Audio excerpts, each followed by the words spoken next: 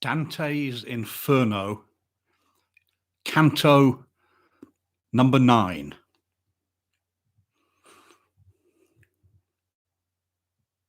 Seeing my face, and what a coward colour it turned when he came back, my guide was quick to put away his own unwonted pallor.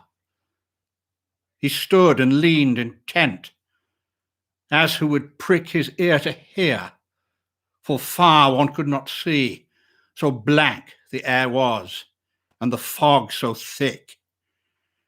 Nay, somehow we must win this fight, said he. If not, that great self-prophet aid is lent, but oh, how long his coming seems to be. I saw too clearly how his first intent was cloaked by what came after. What he said was not what he designed, but different.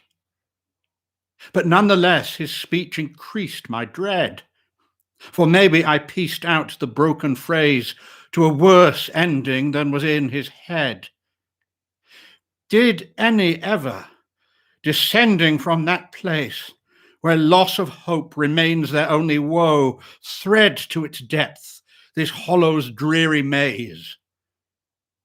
I put this question.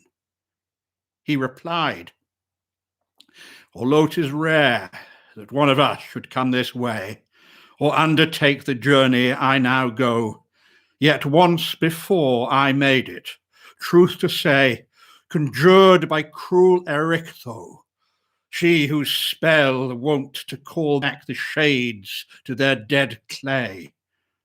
I was not long stripped of my mortal shell, when she compelled me to pass within yon wall, to fetch a spirit from Judas' circle of hell. That is the deepest, darkest place of all, and farthest from high heaven's all-moving gyre. I know the way. Take heart, no ill shall fall. On every side the vast and reeking mire surrounds this city of the woe-begot, where now is no entrings save with wrath and ire. And he went on, saying I know not what, for my whole being was drawn up with my eyes to where the tower's high battlements burned red hot. For there of a sudden I saw 3 shapes arise, 3 hellish furies, bolted all with blood. Their form and bearing were made woman-wise. Vivid green hydras girt them, and a brood of asps and adders, each a living tress, writhed round the brows of that fell sisterhood. And knowing well, those handmaids pitiless, who serve the queen of everlasting woe, behold, said he, the fierce Erinyes. There on the right, Alecto howls, and lo, Megaera on the left, twixt them wails Tisiphone. And he was silent so. They beat their breasts and tore them with their nails, shrieking so loud that faint and tremulous I clutched the poet, and they with fiercer yells cried, "Fetch Medusa!" glaring down at us. Turn him to stone! Why did we not requite? Woe worth the day, the assault of Theseus! Turn thee about, and shut thy eyelids tight. If Gorgon show her face, and thou thereon look once, there's no returning to the light. Thus cried the master, nor to my hands alone would trust, but turned me himself and urgently pressed my palms close and covered them with his own. O you, whose intellects keep their sanity, do you mark well the doctrine shrouded o'er by the strange verses with their mystery? Then, o'er that dull tide, came the crash and roar of an enormous and appalling sound, so that the ground shuddered from shore to shore, a sound like the sound of a violent wind around the time of opposing heats and the parched weather, when it sweeps on the forest and leaps with a sudden bound, shattering and scattering the boughs hither and thither. Superb with a tower of dust for harbinger it goes, while the wolves and herdsmen flee together. He loosed my eyes. "Now look," said he.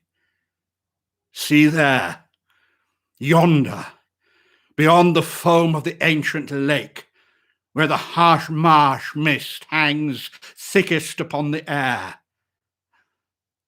And as the frogs, spying the foeman snake, go squattering over the pond and dive and sit huddled in the mud, even so I saw them break apart, whole shoals of ruined spirits, and flit scudding from the path of one who came to us, walking the water of Styx with unwet feet. His left hand, moving, fanned away the gross air from his face, nor elsewise did he seem at all to find the way laborious.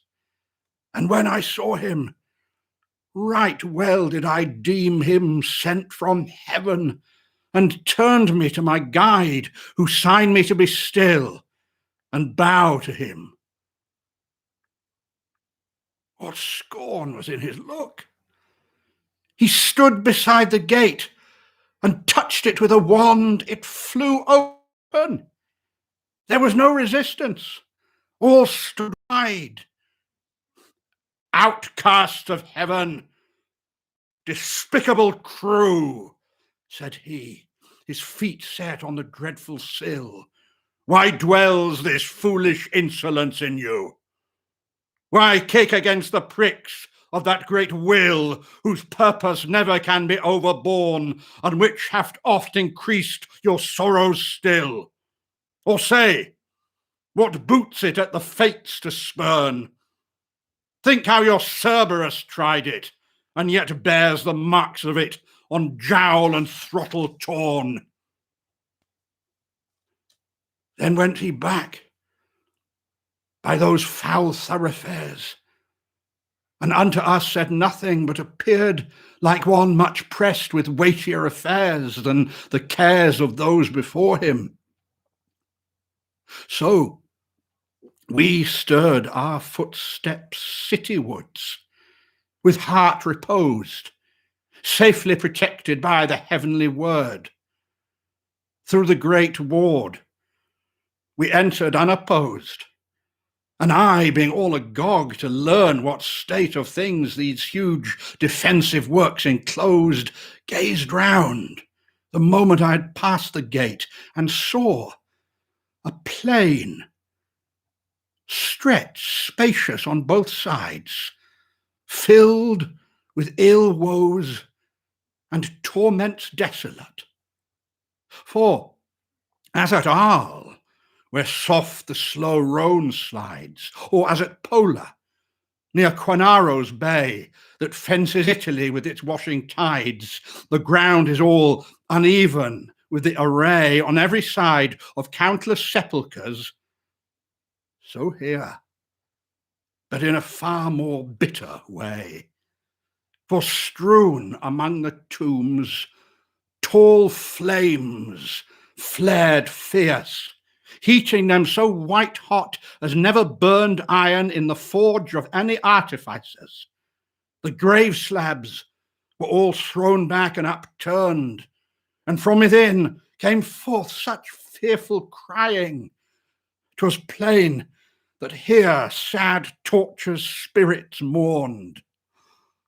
"Oh, sir," said I, who are the people lying in these grim coffers, whose sharp pains disclose their presence to the ear by their sad sighing?" And he, the great heretics, with all those of every sect, their followers, and much more the tombs lie laden than thou wouldst suppose. Here, like with like is laid, and their flames roar more and less hot within their monuments. Then we moved onward, and right-handed bore between those fires and the high battlements